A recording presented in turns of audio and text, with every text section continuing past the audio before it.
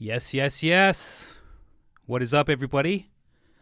Joshua Casper back at you with another live stream. We are broadcasting everywhere today. We're broadcasting on the Plugin Boutique channel, the Beatport Twitch channel, Kashmir's Facebook, YouTube, just everywhere, okay? We're very, very excited. Obviously, Kashmir is the guest. We're going to be talking about not only him, his music, but the new plugin he just released with Excite Audio. It's an absolute game changer, and I'm excited to see what he has to say about it.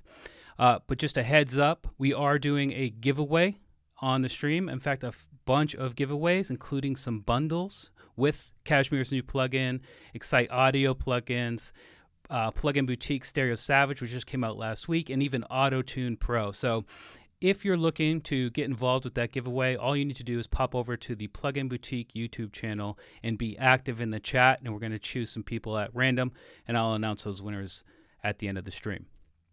Hope that all makes sense. Whether it did or not, I'm really excited because I'm going to bring on my guest right now, Mr. Kashmir himself. How are you, man? I'm doing great, man. I'm glad to be here, and I'm so happy we can make this happen. Absolutely, absolutely.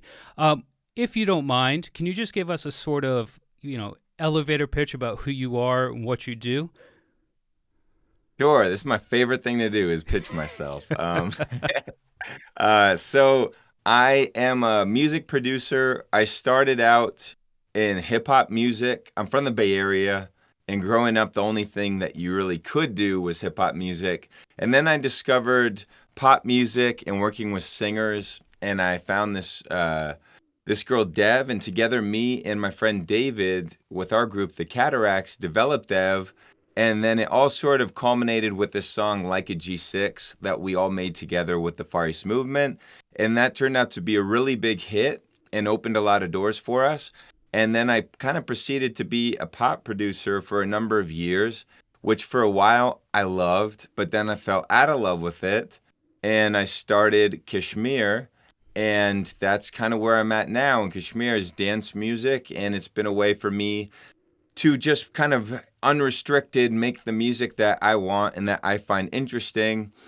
And it's just been a beautiful journey. And one of my biggest passions throughout all of this has just been, the science of production. And since I was young, I would collect sample packs. Back then, you used to have to get sent a CD in the mail, and you just have one CD of samples, and you would just use the hell out of it. And now we live in this world of like infinite samples, for better or worse. And it's been fun to make my contributions in the forms of the Sounds of Kashmir series, and also to plugins like the one that we're going to talk about today, KSHMR Chain. Absolutely phenomenal. Yeah. In terms of, before we move on to the plugin, which is obviously the focus of today's stream, what are some other songs that we might know that you produced? I know that sometimes producers don't get credited in the pop world, or they have been more recently, but a few years ago they weren't. Is there anything that we might know that you've produced? Well, Like a G6 was the biggest one. I did a single for Selena Gomez called Slow Down. I did on Enrique Iglesias' last album, which is Sex and Love. I did most of the English tracks on there, and I'm a Freak with Pitbull was like the big one, and I'm even in the music video, and that was fun. And let's see, I'm probably forgetting, because it's been a while now, but Dev, I worked really hard on Dev's project, who is a singer on Like a G6. And we had a song that got pretty big called In the Dark. And we made that in Costa Rica. That was a really fun experience. The record label paid us a bunch of money and spent most of it on drugs and partying, and a few good songs came out. And that was one of the good songs that did pretty well on the radio. There was a song with David Guetta called Sweat. We originally produced for Snoop Dogg. That became a pretty big remix, and from Guetta, and I don't know. There's probably more, and I did a couple songs on Robin Thicke's album, the Blurred Lines album. Great album.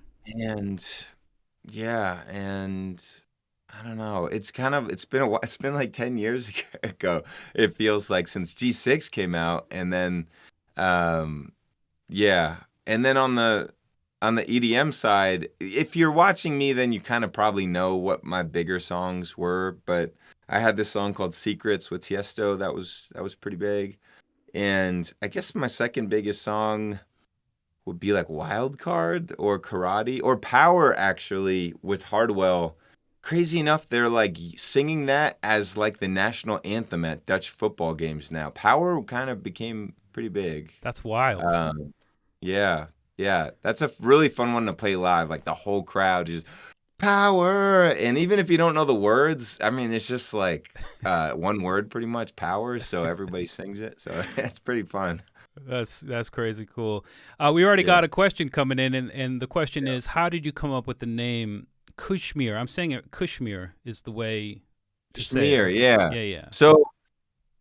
So yeah, I have been asked this question a million times. The answer is really simple. So I'm a Kashmiri American. So Kashmir is this place that is a part of India or Pakistan, depending who you ask. It's a super beautiful land that way back in the day, philosophers, poets went and discovered and decided to spend their time there because it has these fields, and mountains of snow, and it's just a really paradisic place. And of course, with that came a lot of people who wanted to take over, right? And so there was a lot of different rulers over the years. And I don't want to get too political here, but we're Kashmiri pundits, and that means we're Hindu Kashmiris. And we kind of had a rough time, depending on who was ruling at the time. Eventually, we had to all leave, or most of us, and went to India. So my grandparents eventually came to, well, I don't want to say, when you say India, it sounds like they're two different things, and then it gets political, but they went to New Delhi.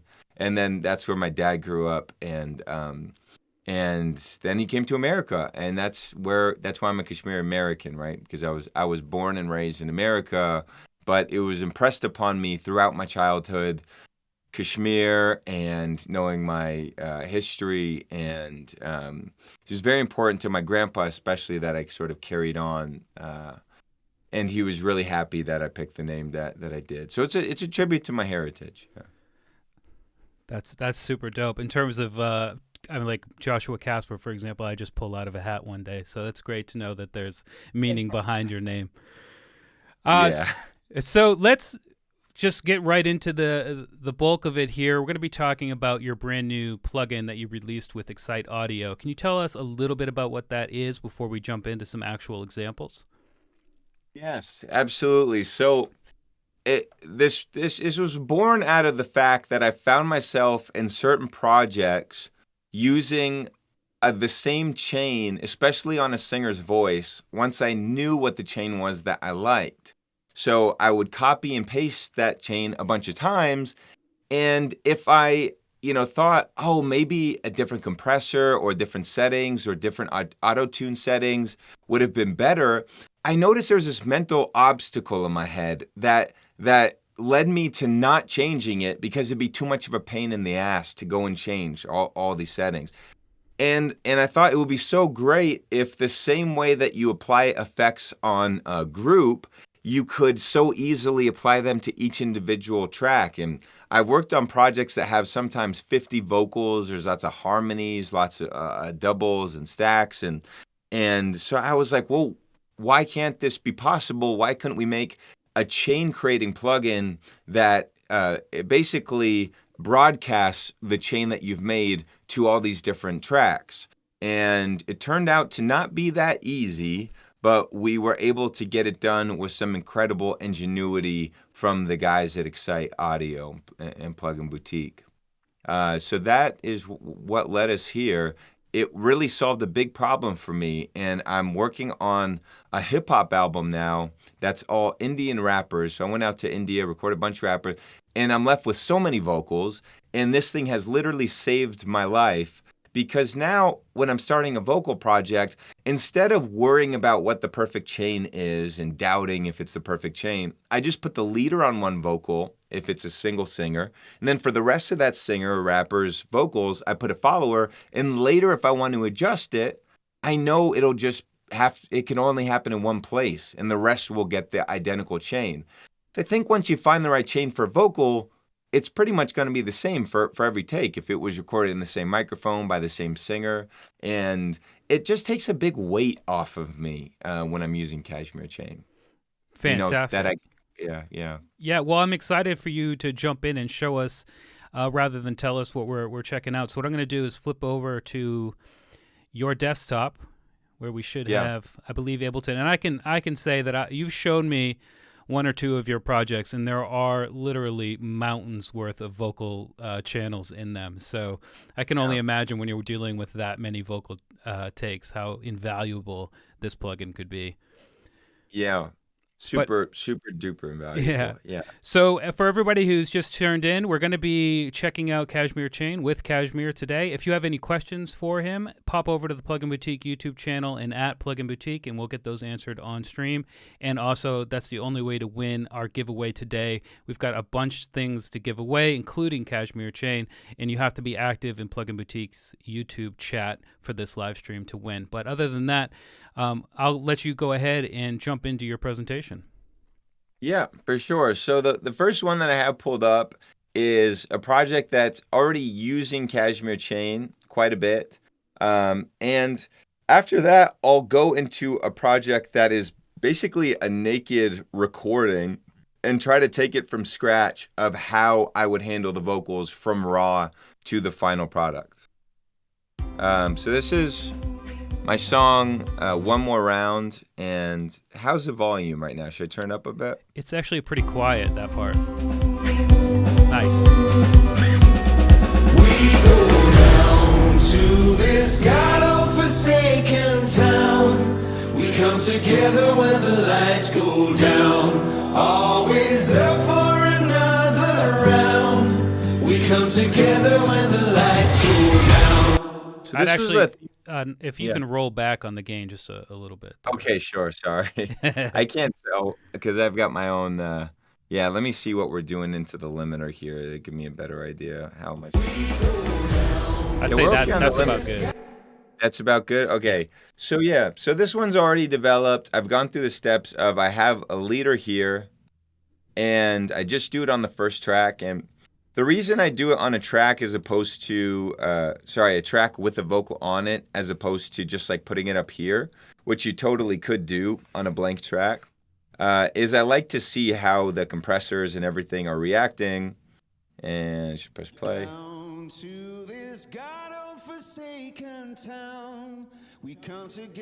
And then we can see I've got a little Pro Q and some RVox. And, one thing I like to do sometimes is put quite a bit of compression, so we could even go more extreme. And then just run it in parallel. So I introduce the dry signal a little bit and go like that.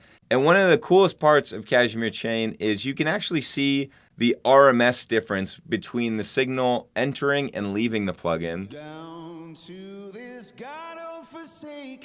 So if you want to do proper gain staging, you can just try to make sure it stays around 0.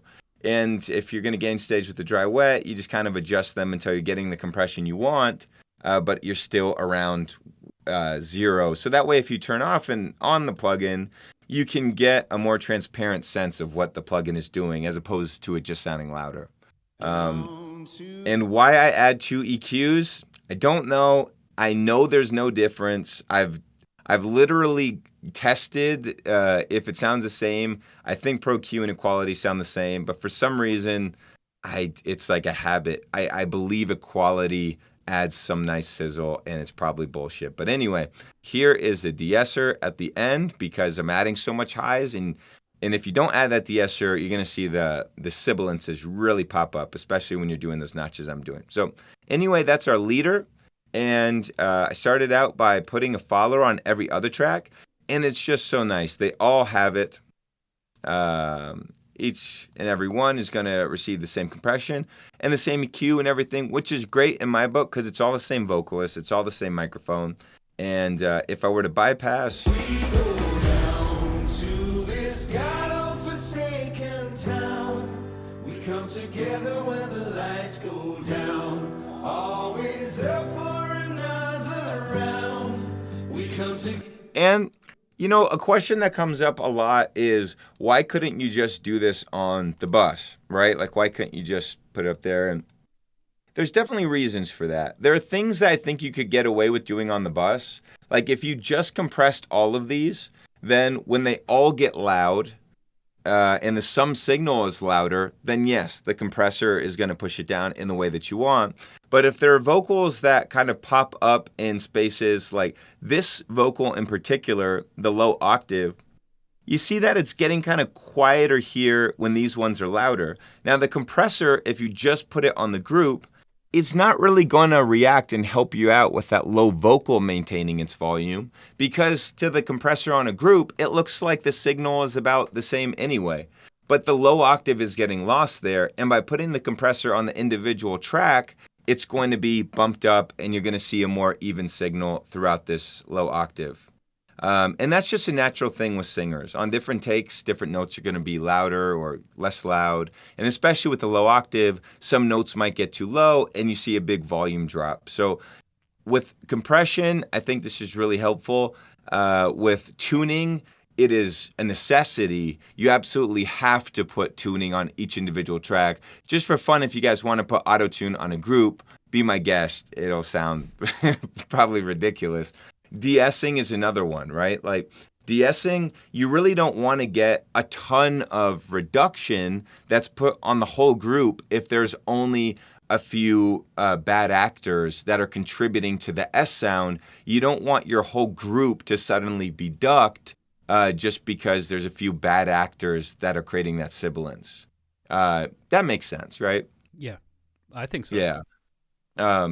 Think so too. Yeah, I feel like a lot of the comments that I've gotten about how is this different than a bus, not to sound condescending, but it might be a lack of understanding of signal flow, you know, about how a bus is really might as well be, you know, a big render of all the different vocal tracks. It's like one big thick render that you're applying effects to, as opposed to applying effects to each individual track. We got some questions that might be good to just get out of the way right here in the beginning. One is the inevitable with any of these streams that I do with plugin manufacturers is the CPU question. Yeah. Can you talk a little bit about what's happening with the CPU? When you load it in the leader, is it somehow using that on, you know, that CPU with inside the follower, or is it a duplication of the plugin, and how does that affect CPU performance? It's a duplicate of the plugin, meaning that if you do make a leader and a follower, you send the leader to the follower, you're going to get twice as many plugins, and there's no way around that. Because, you know, at the heart of what we want to do is to apply those effects independently on a new track, which means that you're going to need twice as many effects. Now, you know, one thing down the road that we could look at is, you know, something that my friends who do composing that need to deal with really heavy CPU usage, they've told me about, like, I think it's Vienna Ensemble and some other ways that they're able to route the CPU using the cores more efficiently on your computer than Ableton would. And down the road, I would love to look at that, because now that we're sort of, you know, handling the plugins on our own, maybe we could find ways to do different routing to the different cores in a more efficient way than Ableton would. But right now, you could literally look at it as you're duplicating plugins. And unfortunately, I don't think you could ever get around that. It would be like having your cake and eating it too, you know? It's just a question that comes up in all of these. Of course. Yeah. Another good question here from Crafted Music is, do we see any changes in latency when we're adding leader and followers to different channels? So that's, through our development process, that was a big issue figuring out the latency that these different plugins introduce, some of them more than others, and compensating properly. And now I think we do a really good job. In all the projects that I've used it on, I've not experienced any latency. Sometimes if I'm working a long time in a project, some latency will pop up and I usually just restart the project and that seems to solve it. Now with UAD plugins, they're a real beast. They can introduce a lot of latency, which is ironic because the whole point of UAD is to have zero latency, right? Because you're using you're putting the weight of the CPU usage on the cards or whatever they call that they come with. For us, it's definitely been a challenge, and it's something that in updates we're probably constantly going to be trying to perfect when using the UAD plugins. But in my experience, everything except for those seems to be working just perfectly. Good news. For me. But if anybody out there has problems, please tell us, because this is a new and, dare I say, it's kind of like a radical concept, and it's it will be finicky. This is the very first version we're putting out, and we really want you guys to tell us if problems arise so we can solve them. Where would be the best place for someone to reach out and give any sort of feedback like that? That's I figure that people will contact just Plugin Boutique where they bought it, but that's actually a really great point. And I wish I could just give my email out right now. But I could give them your cell number if you want. Yeah, I'll give them my cell phone number, maybe my social security if that would help. Well, in the meantime, if people want to email support@pluginboutique.com, that might be okay. Yeah.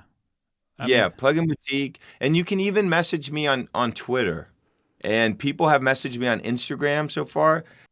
There's actually a guy who told me about a situation that KSHMR Chain really helped him with, which I didn't even think about, which is people doing surround sound. And 5.1, there was no way for him to have a mastering software, mastering chain that would accept 5.1, because I think he was using Ozone or T-Rax or something, and by using the leader and the follower, he was able to put it on all 5 channels, and the sub, which is the 0.1, I guess, wow. Which is really cool. And he hit me up on Instagram about that, and we've been talking on Instagram. So if you guys want to, the only problem with Instagram is sometimes people hide my messages. But if you, Instagram does, you get these hidden requests. But if you guys message me on Twitter or Instagram, I promise I'll do my best to see it, and I'm keeping a record of everything you guys say. Nice. A couple more questions that I think we could just bat out of the way here. One is from Gravy Shakes. Great name. Yeah. Does it give you wet-dry mix controls for each of the plugins in the chain? I believe you already went over that, but perhaps maybe you want to just run through that whole list of available parameters right there. It does. So with this little expand button, you can adjust the input going into the plugin. You can adjust the dry and the wet. And if you wanted to just do the, turn that down. If you want to look at the wet as an output only and you have the dry all the way down, then it's effectively an output. It's effectively an out. And then if you want to introduce some dry and wet, you can do that in parallel. And one thing that was brought up to me was, well, what about having a full parallel signal? And what that would mean is let's say we can't see my hands right now, but I'm taking my mouse and I'm kind of cutting this in half, and I'm saying, okay, well, what if the signal went to Pro Q3 separately and never hit this compressor and this compressor, and then it went on a separate signal flow to just the compressors.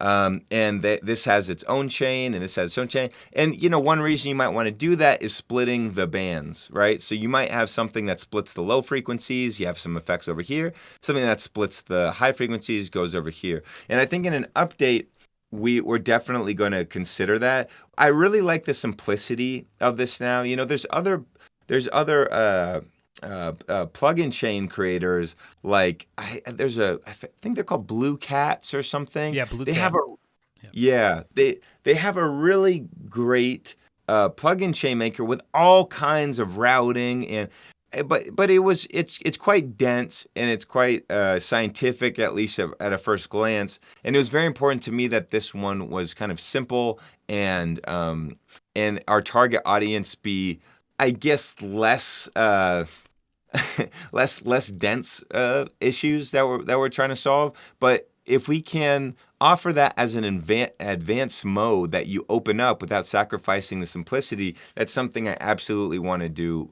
moving forward. Is give you that full, not dry wet. I would say it's more of a parallel situation that we love to offer. But dry wet is available already in this version, and you can see it here.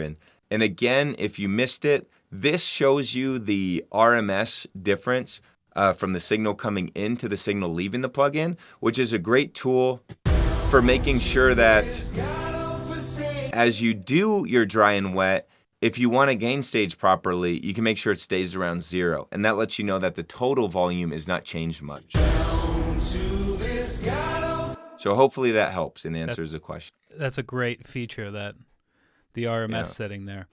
I got another question here, and this is actually one that I thought of as well, and that's from Amish 405. Is can you, once you've loaded plugins into the leader, which are then duplicated in the follower, can you then go into that follower and make changes to that plugin to give sort of variations? What I imagine is one of the things that I find really strong is the ability to do that. That is a possibility, right? Yeah, that's absolutely a possibility. So what you want to do is you want to go into your follower and you just click this button called unlink. And if you notice, you see how the dry wet here was grayed out? That's letting you know that it's still linked. And then once you unlinked, that's available. Any changes to the plugin itself are available. So that's really easy to do. And if you say, that wasn't such a great idea, you just link it again and you're just back to being linked. Nice. Yeah. And then there's another question, which is, can you save your chains? And I'm sure this was somewhere in the presentation, but if you want to... can absolutely save your chains, and you just go there to save preset. And this is a really great way to save not just the setting of one plugin, but you have your whole 5 plugins that are instantly recalled to the settings that you wanted.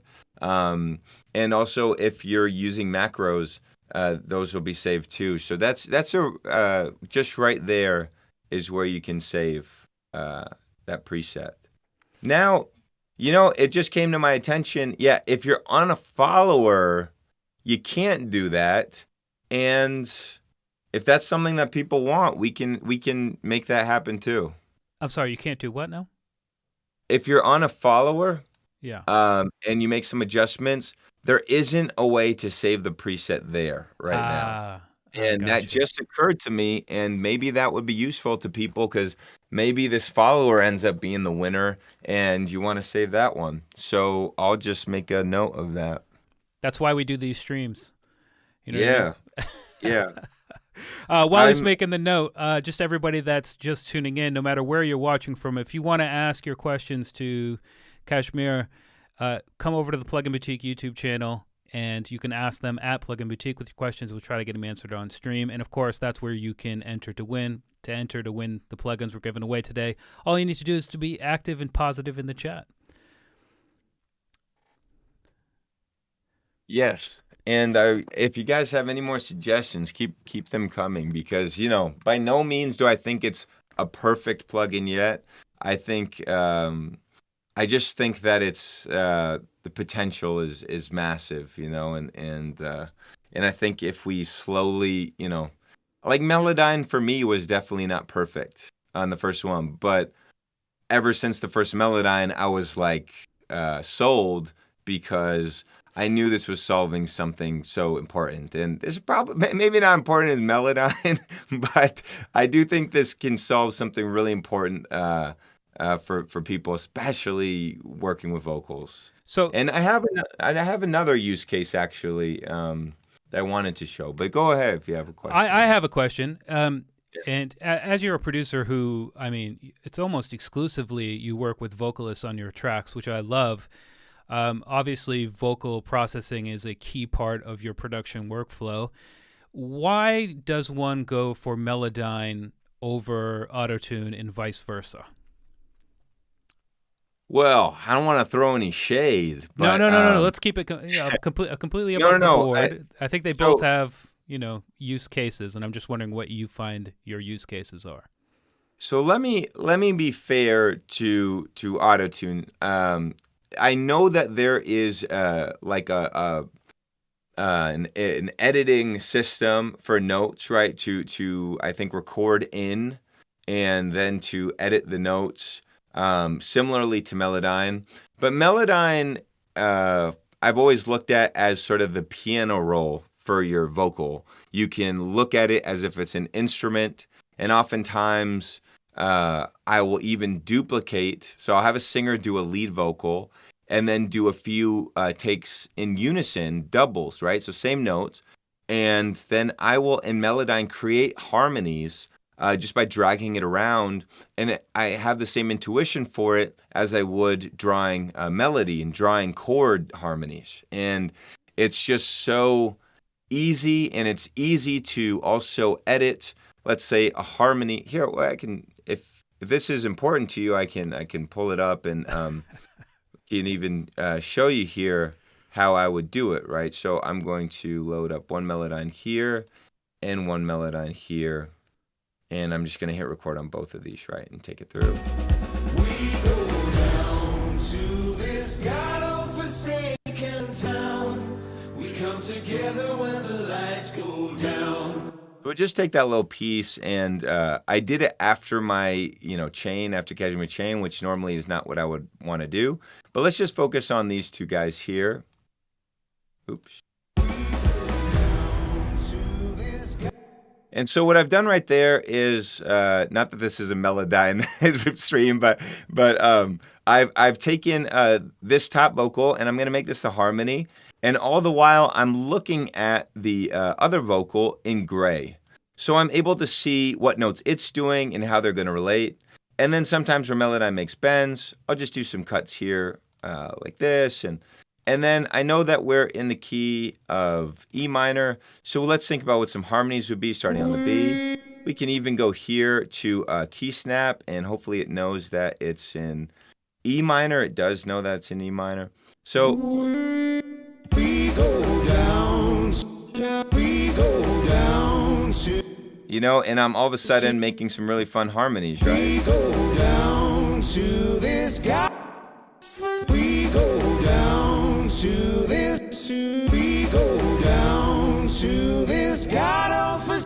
We go down to this God-forsaken. And you just, I don't know if you can do that in Autotune, but I do that all day in Melodyne. And then also, by the way, Autotune has really, it's amazing when you don't want to get in the weeds with perfecting every note. You say, hey, this singer did pretty much a great take. You can just put a little Autotune to bring them closer to the center. And then sometimes I'll do Melodyne and then add a little Autotune afterwards, because it has some effect of just kind of like locking things to notes a little more, which is, again, maybe it's like how I use two equalizers. It doesn't make any sense, but I do it.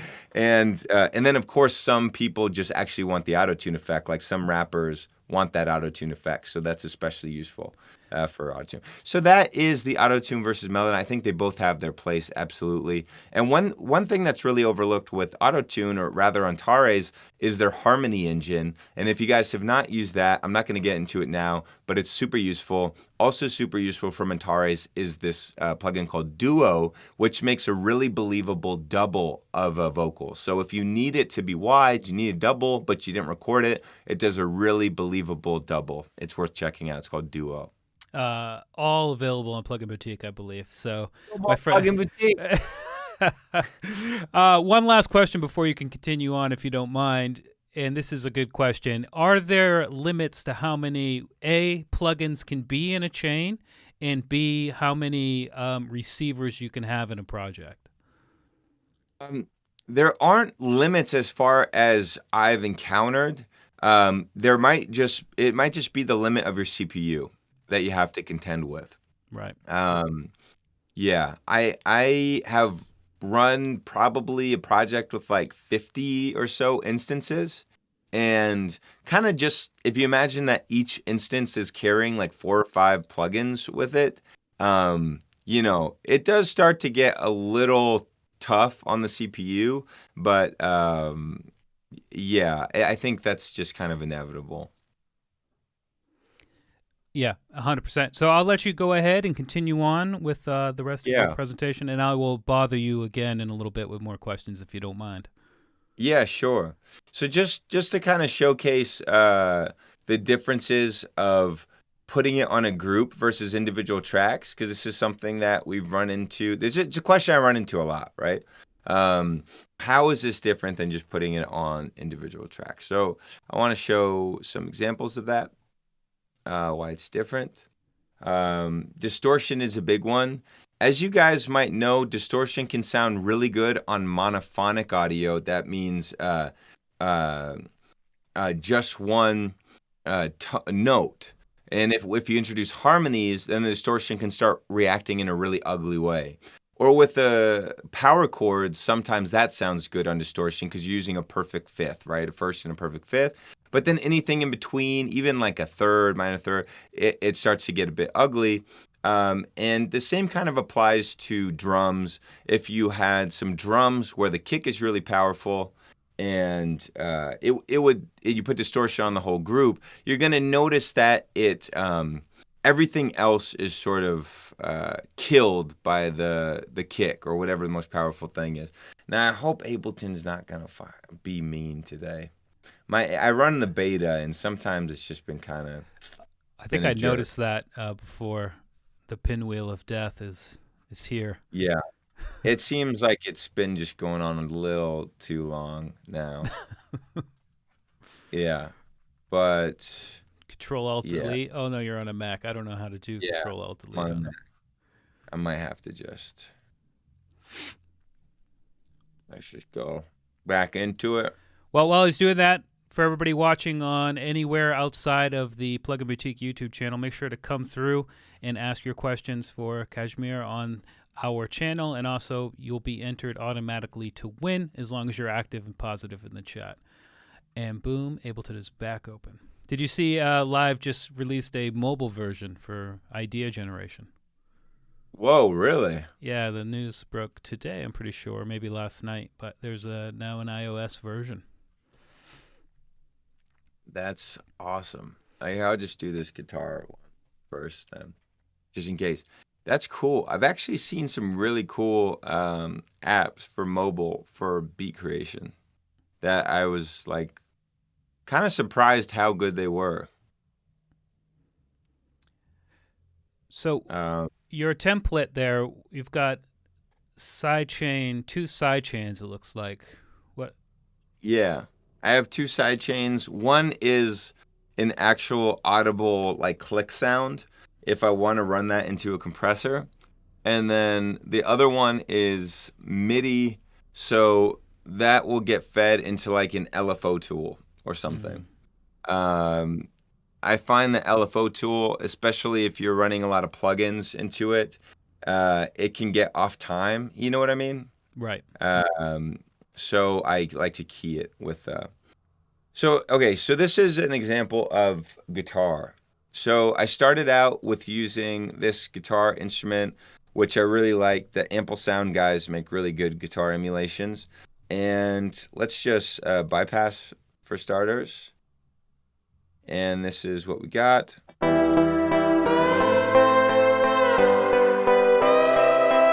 off the fuzz too.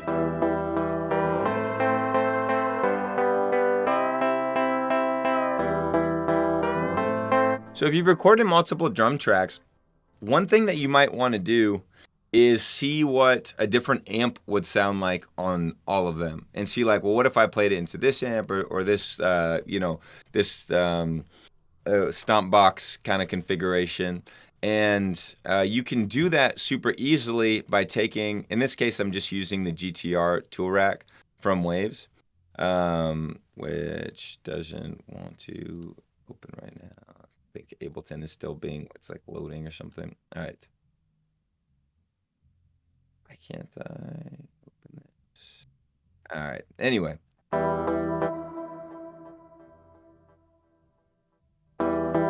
And can I? Okay. So by just putting this on and syncing. Oh, it was bypassed. Okay, my bad. That was my bad. All right. So guitar tool rack. You can just play through different settings and then see what it would sound like. Like I could go down here and just and sync it. Now, one important thing to note about the chain is we're able to automatically sync changes that are read by your DAW as automation. So like if you were to change a compressor setting or a volume setting, most settings are read as automation by Ableton or whatever your DAW is, but not all are. Like adding a completely new effect here, like if I were to delete the distortion or delete the comp or add the comp, these are things that Ableton doesn't read as automation, and therefore we're not able to read it as a change. And the way around that is to just hit the sync button. And the sync button is like a failsafe that makes sure that all of the followers duplicate exactly what's going on the leader. Does that make sense? Or is that kind of, is that fuzzy? It makes sense. It makes sense to me. Okay. I guess we'll wait and see if there's any questions about it that come up. Yeah. So I've changed the preset. Sorry. Let me put. Sorry. Oh boy. Yeah. Was that all of the pedals going at once? Yeah.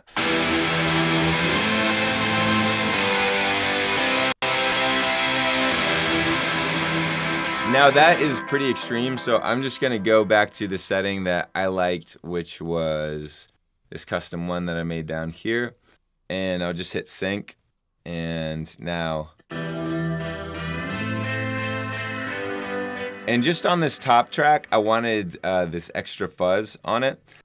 So that's a cool thing about KSHMR Chain is you can just put all the effects you know will be shared into the leader. And then if you want any other effects that are only on a specific track, you could just put that after or before like this.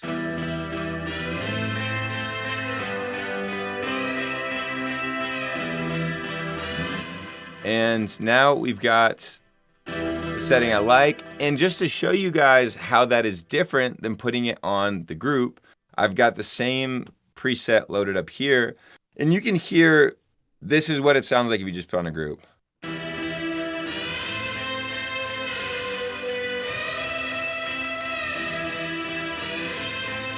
As opposed to...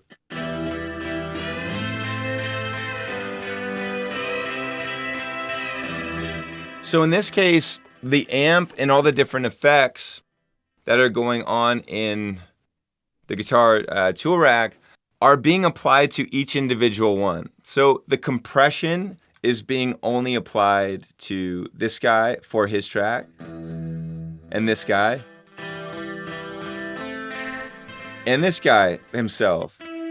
And that allows the compressor to nicely allow the plucks of this sound to come in, because it's not looking at all the other tracks when it's doing its compression, when it's doing its squashing. But if you were to just put it on the group, now it's looking at the whole signal of all three tracks playing and applying compression to that, applying distortion to that. And so you lose all the dynamics of each of the individual layers. As opposed to... You're able to hear the fullness of each layer when you apply the amp and the effects to each individual layer. I mean, that's night and day, man. It's 100%. Yeah, that's Yeah. okay. Okay, good. That's night and day. Okay, good. Yeah. That when you're dealing with distortion, you just run into a lot of problems if you try to run a lot of different tones and instruments through the same distortion. It usually doesn't give you that like beefy sound you want. It just becomes a wash. It becomes a mess, you know. Any other questions from the chat before I move on? Yeah, just a kind of random one. Someone's wondering. Jordan Keats is wondering, what's your favorite plugin? If you had to pick one to be stranded on an island with. My favorite plugin. Well, I'd want to make like sounds, so you need an instrument to do that. So I guess it kind of rules out effect plugins, unfortunately. So then I'd probably also go for a synthesizer, or Contact is so nice because it does kind of That's a cheat, have though. synths. That's a cheat. But yeah, You can't say right. contact. I know it's because it has everything, right? Like, I mean, Omnisphere is like an ocean of sounds, some good, some bad, but I guess it's sort of in the same category of Contact. Okay, if there was one plugin that is like, maybe let's look at effects plugins first. Um, I love how seriously uh, you're taking this. This is. yeah. Well, it's honestly, it's a messed up question. It Like, really is. No, I mean it's yeah. such a broad. I get into trouble with that when people ask me like, "What's your top 5 songs?" I'm like, you just can't. I need to be. You need to be much more specific. Like, what's your favorite EQ? You know what I mean? Yeah. It'd be like, what's your favorite note on a keyboard? Yeah. He'd be like, I don't know, E? Like E? I got a Um, question for you. So when you're producing, do you find yourself going for a particular instrument for a particular sound more than others? So for example, if I'm looking for a really fat, character-rich bass, I always go for Serum. I just the way it sounds always it's just beautiful for me. I'm wondering if other producers feel that, and particularly you, about any instrument and any sound in particular. because I'm a little bit older, if I want to make a sound like from scratch, I usually just open up Sylenth. Um, Oh because wow. at one point, Sylenth was like kind of It. like the apex. Yeah, it was Yeah, kind yeah, of I remember. and but Serum, especially when I was working on this library called Symphony with Seven Skies, I really dug into Serum, and we created a library that was trying to emulate like real acoustic instruments, and so the different modulation and working with velocity in Serum and how they give you a curve, uh, it just almost made anything possible. The randomization abilities, and of course the wavetables, right? The wavetables and the noise, right? So like the noise was a lifesaver when you were designing, a plucked instrument that really needed the acoustic pluck to make it believable, even if the sustain of it was really just a wavetable. Have you Um, have you heard of Imagine by Expressive E? no, I haven't. All right, I'm gonna get you a copy. It uses Yeah. physical modeling technology, so like what you're saying, the purpose of the synth is to sound like it's an acoustic instrument, even though it's Oh. all digital. But it's amazing. You especially are gonna love it. I am like such a fanboy of the Swam guys. You know what I'm talking about? They do modeling. Um, like, Swam. I've never even heard of Swam. oh my God. I've been sleeping on Swam. These guys are so next level. Check this out. So I don't know if it comes with reverb. You probably want a little bit of reverb. Um, and I have to pull my keyboard out because I believe I need to. This keyboard doesn't have. You need to use all the controllers. So I've actually set up a handy little CC controller like this. So you just see me do it. You use expression to put air. and then modulation. And of course, if you had I have one of these heavy duty weighted keyboards that unfortunately doesn't have all the knobs to be able to do this on the fly, but you know,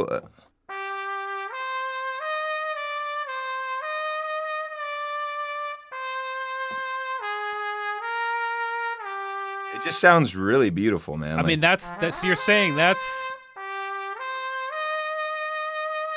And then you can even do.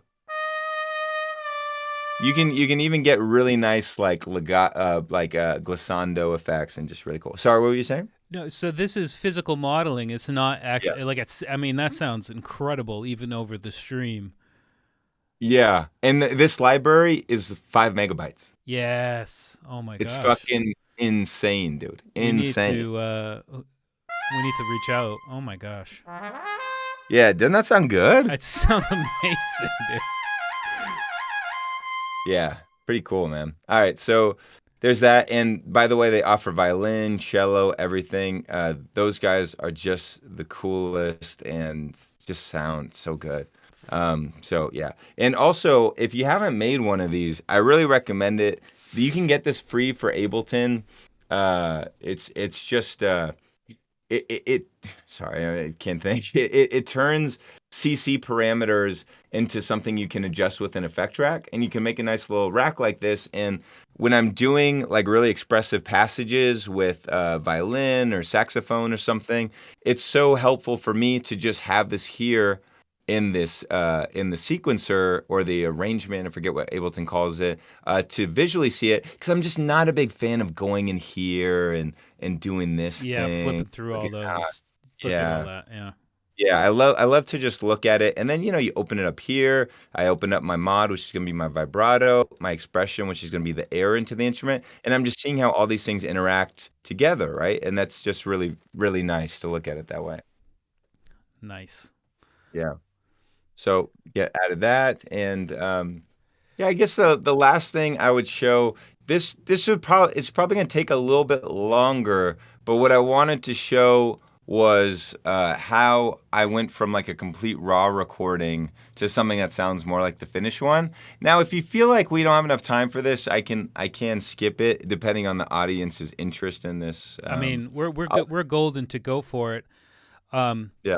Yeah, 100%. Let's see what you got. I also want to just remind you to bring up the. I don't know if you mentioned it in the beginning. The how the automatic sorting of plugins in the organization inside of the chain. Yeah. Yeah. No, that's a great point. So I'll just start. I've got the lead vocal here, and I'm going to show what the song is. But just so you guys know, when we add plugins, if you've installed KSHMR Chain, it should have automatically scanned for all your plugins, and we have manually gone through and assigned categories to all the plugins that we could think of. The reason we did this manually is because although there is metadata that comes with the plugins, we find it to be pretty disappointing. Like they'll get a category, for reverb that's special effects or modulation or something. We're like, dude, no one calls a reverb modulation or special effect. People call it a reverb. So we wanted to create a reverb category, a sidechain category, modulation, mastering category. And sometimes you'll find a plugin in more than one category because it's just that's what it is. It is more than one category. I'm trying to think of an example. Of course, now I can't think of an example, but and you can create your own categories, which is so nice. And also, if you want to add something real quick, you could just hit Pro Q and I think I messed up and I clicked on one of these things. Here, let me get out of dynamics. Let me go to all. Okay, so Pro Q. It's gonna be the first thing that pops up. And you can even just hit enter and it will do the first option that pops up. You could just hit enter like that and it would be Pro Q2 in this case, which, come on guys, it's 2022. We want Pro What Q3. are we doing? You know what it is. What are we doing? So Pro Q3. And And yeah, so that's a really awesome part of Kashmir Chain is just the organization. I think it's nice to be able to organize plugins the way you want to. And if you want to go down here, you can just look at your VST, VST3, or AUs and just use those. One cool thing to note is if you load up the AU version of Chain or the VST3, it doesn't matter. All your plugins, regardless of their identity, I guess you'd say, VST, AU, they're all going to show up and be available to you regardless of the version of Kashmir Chain that you open. So that's cool. So if you make a folder, it's just the drag and drop functionality from there. You essentially make a folder, search for what you want, and then drag and drop it right inside. Yeah, exactly. So if I want to say that Kashmir Chain, let's just do a little Inception. No, that won't work. It doesn't allow that. Okay. Kashmir Essentials, which is another great plugin that will here. I unclicked like a dummy. All right, wait. Oh, damn it! I keep messing up. Maybe it is a bug though. Like if I'm not able to. Oh, it's just doing it on the first click. All right, I got it. Oh, that's a new plugin. I can't tell you guys about that one yet. Whoa! Clip it.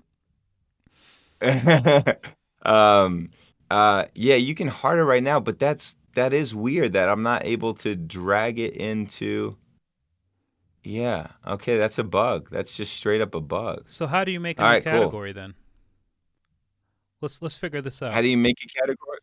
Yeah, make a category, and I'll just be like, new cool category. All right. Nice. And it's there, but then, so we're not. Yeah, it's just not like recognizing the drag, at least for me. If you go into new cool category, write it. I mean, you can write it down. Yeah. Oh, wow. Yeah, you should be able to drag it. So that's just a flop. Dragging to categories doesn't. Which is so weird because, like, I did it. Like I did it when we were making the promo material for it, and something must have happened along the way that the first click just kind of goes. Anyway, we're gonna fix that. We'll put out an update. We'll fix that. Nice.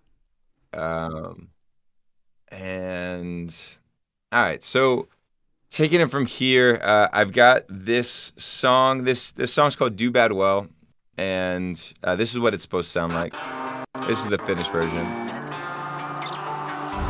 Oh, my daddy taught me well. There's some devils in heaven and some angels in hell. So promise me, child, when they pull you apart, you'll know which one you are. Yeah, my daddy taught me well. Is that volume okay? Yeah, sounds good. Okay, cool. And now here's what it sounds like when you just record it before you didn't do anything. Oh, my daddy taught me well. There's some devils in heaven and some angels in hell. So promise me, child, when they pull you apart, you'll know which one you are. So so it sounds pretty dry, pretty dry, and drier than a nun, as they say. And got male down here. I'm just gonna kind of mute the males for now, and we'll probably do a separate chain for all the male voices, and just focus on the female vocal. And I've already gone ahead and put a leader and on the lead, because that's what we're just going to use to try to perfect, the chain for her. And then on the followers, they've all been linked to the leader. So we've got, a ton of followers down here that are going to be doing this section.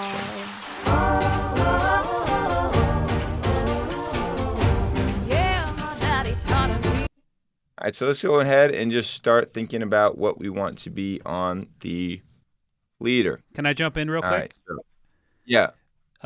Solo from Excite Audio, yeah? He has just let me know that the newest version of Kashmir Chain, the drag and drop bug, has been fixed already. Oh, I might be using a slightly old version. Yep. Yeah. So that's good Okay, news. that That's makes good news. Okay, that's good news. Yeah. I honestly, until like last week, I was still using the beta because I was just like, you know what I mean? I was just so used to using the beta. And yeah, so there's might be more issues in mine than for you guys. But that's awesome that it is fixed. All right, so let's start with ProQ. And we're just going to do the regular stuff. We're going to cut out some junk down here. You know, I can never barely hear it, but I've heard that 30 dB as a slope is the most that you want to do, or you start getting some resonance, I guess, some phase stuff. Oh, my daddy taught me well. There's some devils in heaven and some angels in hell. So promise me, child, when they pull you up cut, you'll know which one. Oftentimes, I'll actually do like a little bit of a boost around here, but then I kind of level it out with some dynamic EQ. Oh, my daddy taught me well. There's some devils in heaven and some angels in hell. So promise me, child, when they pull you. All right, now for starters, I think that's okay. I might just add a bunch of plugins that, I feel like I'm going to use. Like, I think maybe the 3A I'll do in parallel. Maybe add some Arvox. I'm just going to do a lot of compression, guys, because believe it or not, even I don't know what I'm doing. I just kind of throw shit on there until it works. And we'll probably want de-esser. Let's just do that. And I've heard some people say that Waves plugins weren't showing up for them. And Waves plugins are kind of weird in that they come in like one shell.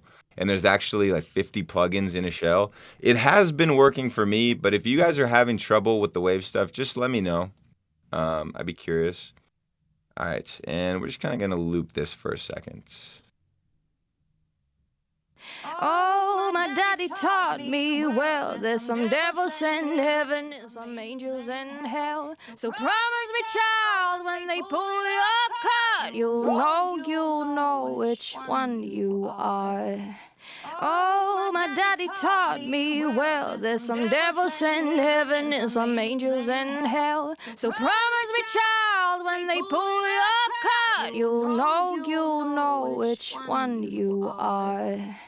Oh, my daddy taught me well. There's some devils in heaven and some angels in hell. So promise me, child, when they pull you up cut, you'll know which one you are. Oh, my daddy taught Maybe the me well. twig. There's some devils in heaven and some angels in hell. So promise me, child, when I'm they hearing pull like you up cut, you'll know a delay in the voice. which one you are. Oh, A delay in the voice? Yeah, I'm hearing That- like, yeah. That might be the stream. It could be my microphone. That's probably what it is, yeah. Yeah, because I don't hear any delay. And Sorry about that. Solos also just let me know that the Waves issue that you've just mentioned will be fixed in the next update. Okay, amazing.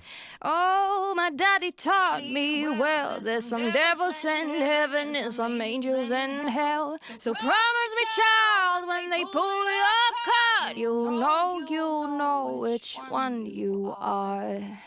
Oh, my daddy taught me well. There's some devils in heaven and some angels in hell. Too much, we'll hear it in relation to the track. Child, when they pull you up. Oh, my daddy taught me well. There's some devils in heaven and some. Oh, my daddy taught me well. There's some devils in heaven. And then I have a little bit of reverb here that we're just gonna. Oh, my daddy taught me well. There's some devils in heaven and some angels in hell. So promise me, child, when they pull you up cut. Let's compare how we're doing with the. Oh, my daddy taught me well. There's some devils in heaven. I think that one's just a little louder also maybe. And here, let's turn the instrumental up a little bit. Oh, my daddy taught me well. There's some devils in heaven and some angels in hell. So promise me, child, when they pull. And I think that's pretty close, honestly, for now. And then we can look at these guys. And the cool thing is they're like already done. They like already sound so much better. And all we had to do was do this one. And they're pretty much there. Let's see if I did anything dumb along the way. Oh, I didn't really do anything with the de-esser. Okay. Oh, my daddy taught me well. There's some devils in heaven. So with the de-esser, what I generally like to do is look where I know it should be reacting and just make sure that it catches that. And I guess male ass, or sorry, female ass. Devils in heaven and some angels in hell. So promise me, child, when they pull your card, you know. I'm not really hearing too much S that bother me. There's some devils in heaven and some angels in hell. So devils in heaven and some angels in hell. So promise me, child, when they pull your card, you know which one you are. And I know everybody says, oh, trust your ear, trust your ear. And I do trust my ear, but I always like to look at the waveform to make sure I'm not getting rid of all the dynamics. Oh, my daddy taught me well. There's some devils in heaven and some angels in hell. So to me, that is, yeah, I think we've just thickened it up quite a bit and we haven't lost all the dynamics. Sometimes I can turn things into a brick and that's not good. And even maybe some of you guys out there would say I'm compressing too much and I wouldn't fault you for that. But I think this is good enough for the stream. Oh, your card, you know which one you promise me, child, when they pull your card. In fact, I would actually even maybe, so the 3A, the reason that we do this, and you can even go crazier with something like the 76. I'll just show you guys what that looks like for fun. 76 from, yeah, it looks like this. Oops. And this you can go real crazy. Let's go real crazy and go to Bluey. And we're going to do rock my vocal, right? And we're just going to go, can you do that crazy thing? No, you can't do it here. Okay, alt. And we're just going to put the attack pretty low and this pretty low. And we're going to feed this in. And what this does is it kind of creates like a little bit of a squashed bed that no matter, like despite the dynamics, it will never fall below a certain volume.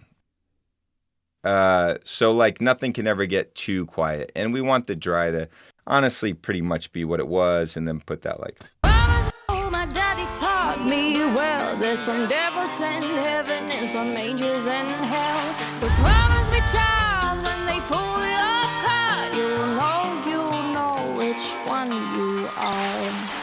Oh, my daddy taught me well. There's some devils in heaven and some angels in hell. So promise me, child, when they pull.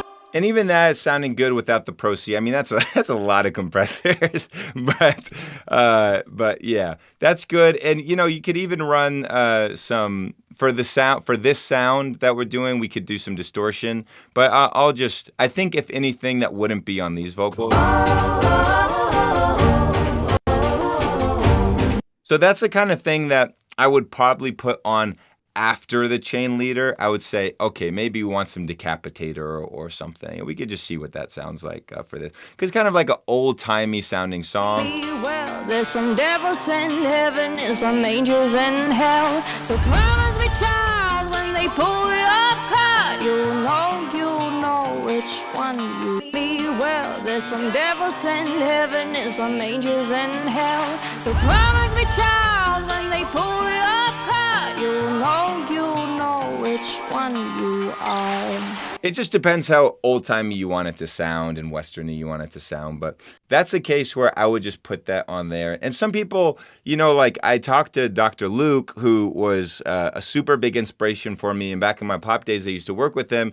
And I was bugging him. I was like, you know, could you give me a testimonial for the plugin? And he really liked the plugin, but he said, well, what if I don't want to put all the same effects on different tracks? And I was like, well, dude, you just put the leader or the follower on with the effects that are going to be shared by all the vocals, and then you put an extra effect at the end that is specific to only this track. So that's what we're doing here.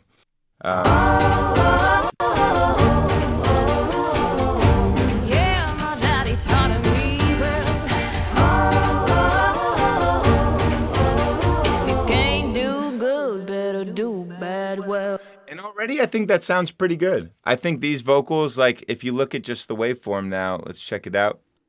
I think before we were getting a lot of up and downs. Oops, I had it on loop.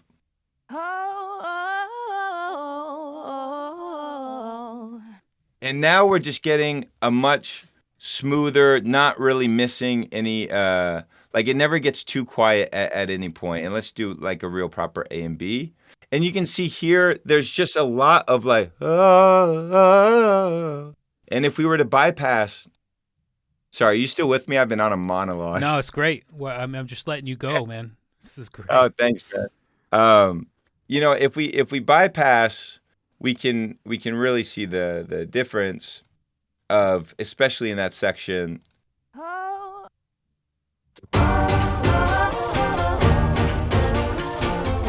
It's like and now I should be fair and turn the volume down a bit, but it never really feels like it disappears. So that bypass button right there actually bypasses all of the followers. Yeah, that's right. That bypasses all the plugins in the chain. Nice. Yeah. So that's a real easy way to see. Well, 75. Get rid of this guy. I don't know what he's doing. What's he doing? I don't know. That's probably not true. I don't know how you get up to 7. It's not active. It's not active. So. Yeah, it's not active. So I think it must have tripped out. Yeah. Okay. He's back to normal. Just hit the sync. Sometimes I just hit the sync to be careful. That doesn't seem like nothing. So.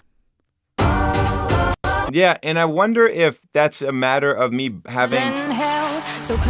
Oh, sorry. Yeah. Got it. So on the leader, it's only going to be telling you about the leader and the leader's discrepancies. So if you want to look at these RMS values, that makes sense. You're not going to be seeing them here. Right. But you could see them if you open up a follower.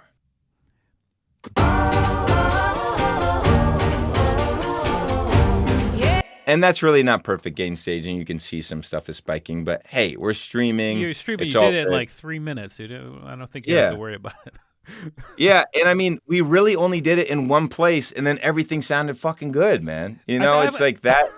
Yeah. I got a question. So, obviously, you're working on a very kind of like a streamlined version of this song.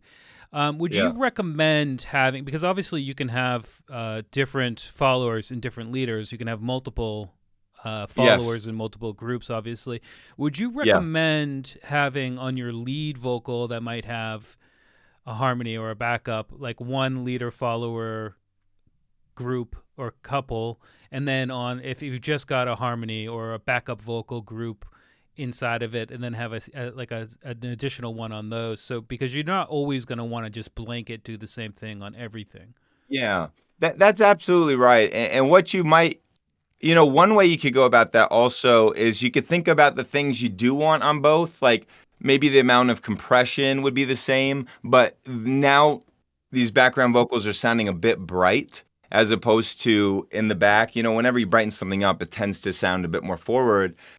So you might save that just for the lead vocal, and then have a separate leader that's like you apply. Sorry, so the compression would be shared on one leader, and then some additional things that brighten it up, you could put on another leader. Or another way to do that, if we want to just keep it simple, is we say, hey, we're going to call this lead vocal, and then we're going to save this as a preset, lead vocal, female, and then we just go here and we say, hey, we're going to actually make you turn a leader on here,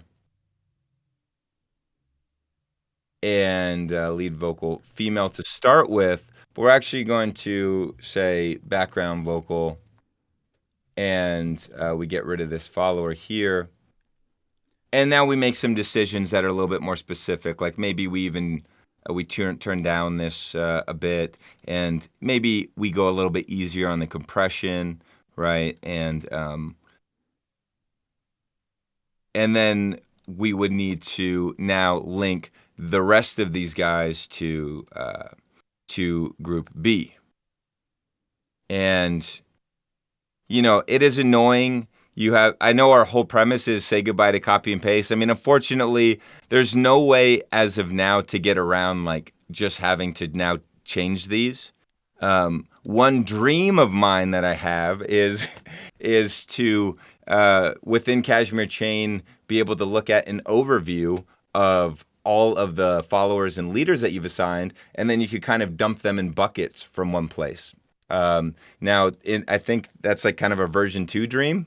As the developers like to tell me. Studio One or Pro Tools kind of already has that functionality, doesn't it? Where you can just highlight multiple channels and just drag and drop, I think, a plugin on one. It might be a limitation in Ableton Live, but I'm pretty sure you can do that in either Studio One or Pro Tools. The chat will correct me if I'm wrong. Yeah. That's awesome if you could do that. That's amazing. Another good question from the Plaid Hatter, which is another great name. What happens if you freeze a track? I'm guessing that it just treats it like normal. Yeah, it just treats it like normal. Now, one thing you want to be aware of is if you freeze your leader, the followers are going to get confused, right? Yeah. They're going to be like, what just happened to my leader? But if you freeze a follower, there's nothing weird. It's just exactly what you'd expect. But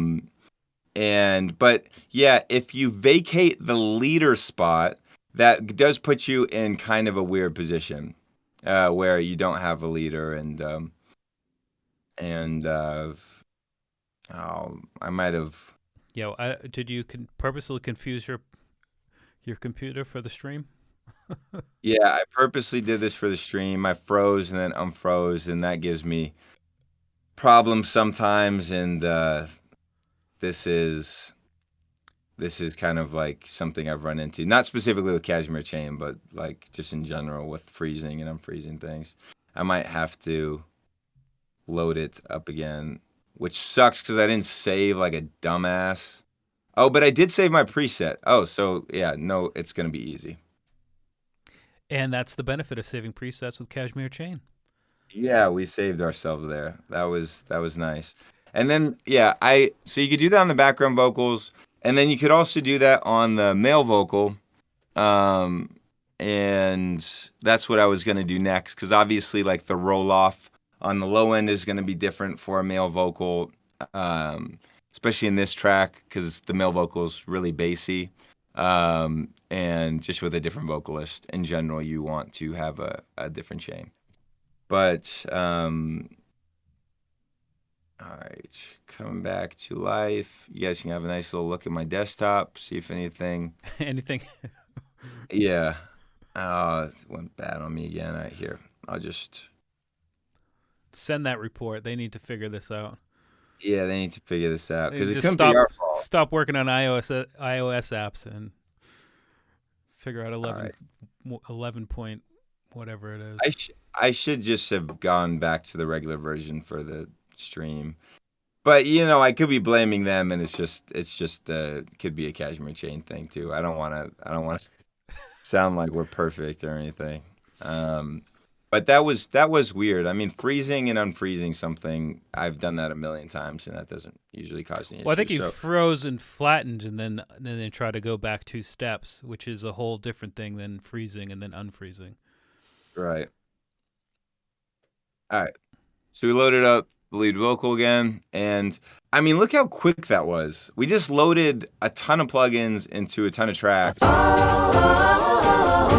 And it happened so fast. I mean, I don't know. It's just a big time saver in my book. Taught me well, there's some devils in heaven and some angels in hell. So promise me, child. So I could do the male vocals, but I think you get it. Like, I would just do a different chain. I would probably load up the same chain and then start adjusting it.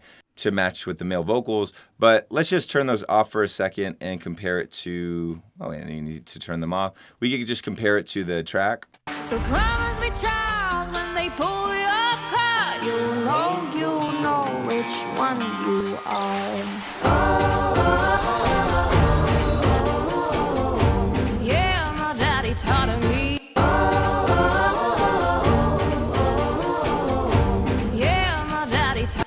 And I think if I'm listening to the mix correctly, we probably just widen these a little bit on the final, and maybe even on the group we put like a little bit of a should I put any reverb on there? No, we should probably put some reverb.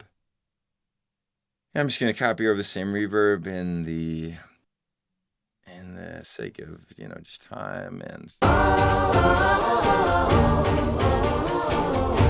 Yeah, my daddy taught me well.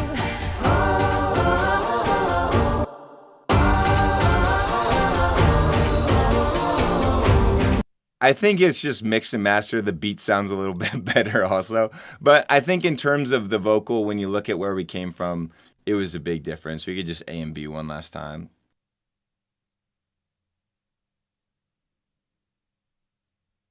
This is without it.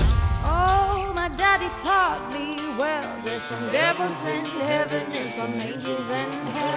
So promise me, child, when they pull your card, you'll know which one you are. Yeah, my daddy taught. There's it. Oh, my daddy taught me well. There's some devils in heaven and some angels in hell. So promise me, child. And, you know, I can't take credit for it sounding better. We just used a bunch of plugins that everybody knows and loves. But I think we can take credit for how easy it was to do it in one place and for everything else to sound just the way we want it within the matter of seconds, right? 100%. I think one last thing to maybe touch on is, now that you've done all this work and you want to send those stems to me to do the remix, the benefit of KSHMR Chain in that process, I think, is another thing we should touch on quickly. Yeah, absolutely. So, I mean, if you wanted to send somebody every one of these tracks, right, to do a mix with, if you had just put all these effects on the group, you would be stuck copying and pasting those effects to each individual track if you want the person to receive it, each layer with those effects on it, right?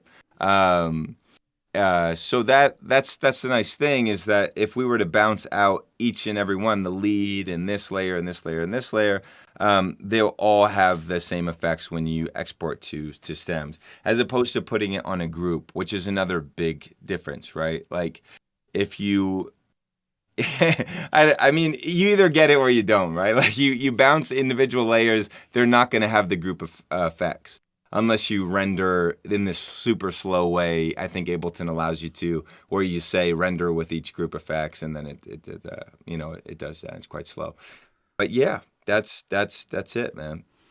Well, it was a phenomenal presentation. It's a phenomenal plugin. One last question from Brandon K. was, do you know how long it took, or obviously you would, how long it took to develop this from front to back?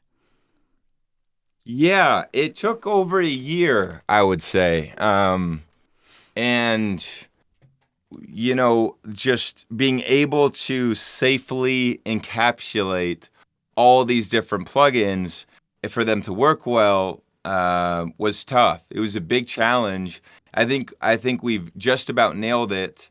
But it's probably, the development process is probably going to be, you know, go on and on, especially as new plugins get developed. I'm sure there'll be new challenges to make it run smooth with all of them. But, you know, we made it this far, so we're not going to stop now. You got more plugins coming up with Excite Audio? I think we will. Yeah, ideas are getting thrown around, so I think it is definitely going to happen. The Excite guys are so easy to work with. They have such a good eye for simplifying. Like our original design, they simplified it, made it so much better, and I think they really appreciate quality and new ideas with their plugins, and I think that's evidenced by the plugins they've already put out, like Expanse. I'm already using all the time in my projects, and just a selfless self promotion. If any of you guys have not gotten the new Sounds of Kashmir 4, it's out now. And that's another one that took years and years to make. But as far as the samples that you hear in all the songs that I'm using, all of them come from Sounds of Kashmir 4.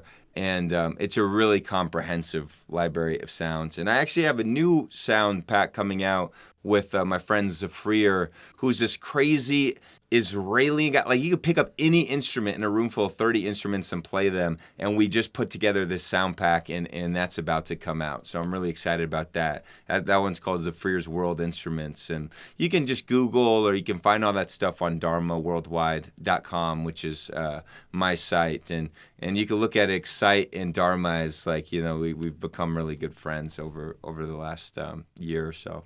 Wonderful to hear. Just to let you know, we ran a poll in the chat here on the channel about Melodyne versus Autotune, and the results are in. Are you curious on who won? Yeah, I'm very curious. Yeah, we had 160 votes, and it was 74% Melodyne, 25 to Autotune.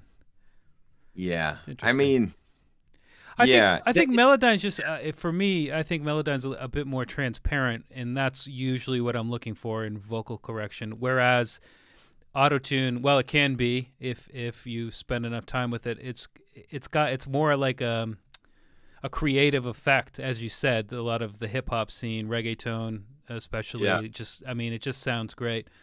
So it depends. It absolutely depends on what your goals are. But I think Melodyne is pretty. And sweet. also Autotune, if you're working pretty quickly with somebody, Melodyne takes a lot longer, right? Like Autotune, you kind of can just set it and forget it, and it gets the job done in most cases where someone's singing, you know, they're hitting just about every note. Autotune can be a huge time saver, but when you want to get in the weeds, it's Melodyne all day, I think. Yeah. Well, I mean, I've got good news. We're actually going to give away a copy of Autotune Pro right now. Sweet. So we actually have 2 bundles to give away for people who are on the Plugin Boutique YouTube channel. And the first bundle is Autotune Pro, Stereo Savage from Plugin Boutique, which just came out last week. It's a stereo tool. It's absolutely phenomenal. Lots of great updates there. And Excite Audio's Lifeline bundle, which is console and Expanse, and then also KSHMR Chain. So a bunch of plugins. And then the second bundle is Stereo Savage, the Lifeline bundle, and KSHMR Chain. So I've got 10 random names here of people who are positive in the chat, and I need you to give me 2 numbers between 1 and 10, and those are who's going to win. The first one will be the second bundle, and then the second one will be the winner, just to make it more confusing. Okay. I got to go with 7. That was my favorite Final Fantasy. Okay. And, man, I got to go with 6. I'm October 6th is my birthday, so. Oh, I'm October 5th. Happy birthday. Oh, shit. Happy belated birthday, man. Yeah. Cool. Nice. Yes. I was going to do 6-9, but just too obvious. I mean, but you said it anyway, so you might as well just had gone for it. But I mean, I respect 6. Yeah. All right, so the winner of the runner-up bundle, which is Stereo Savage from Plugin Boutique, Lifeline bundle from Excite Audio, and the new KSHMR Chain, is Gravy Shakes. Ladies and gentlemen, congratulations, Gravy Shakes. Yes. Gravy Shakes. And the winner of the massive bundle, including Autotune Pro, Stereo Savage from Plugin Boutique, the Lifeline bundle from Excite Audio, and KSHMR Chain, is Crafted Music. Congratulations. I'm just going to hit a little... Cool. Yeah, we got a clap sound effect happening right now. So, To claim your prize, just go ahead and email support at Plugin Boutique with just a message about what you won, where you won it, and a screenshot of you logged into your YouTube account, and we'll get you sorted with all of those great goodies. Thanks to everybody for tuning in. Thank you, Kashmir, for coming through and giving us a very in-depth, close look at your brand new plugin with Excite Audio. It's a great plugin. Everybody should have it in their collection. Any serious music producers, it's definitely something that's going to save you a bunch of time. And as all of us know, that is what it's all about in the end, is saving that precious, precious time so you can focus on being creative rather than doing copying and pasting and duplicating and all of this stuff that's just unnecessary now that KSHMR Chain is in the world. So thanks again, sir, for coming through. Yeah. Let's do it again next time you've got a new plugin out. Yeah. Absolutely. It's been really fun talking to you. It's been a great interview, and it's going to be online, right? Because I didn't get to see any of the chat or anything, but so yeah, we broadcasted to a lot of different places, but it will be archived on the Plugin Boutique channel. I'm pretty sure it'll be archived on your YouTube channel as well. We haven't been monitoring that chat. I hope someone from your team was, but yeah, the chatter is also archived, so you can watch back in real time and see what people were saying throughout. Oh, beautiful. Beautiful. Nice. Awesome. All right. Well, with that, I'll let you go. I know you got a full day ahead of you, and thanks again for coming through. And congratulations. And I wish you nothing but the best of luck with the new plugin. Thanks so much, man. I'll see you guys next time. All right, everybody. Bye-bye. Bye.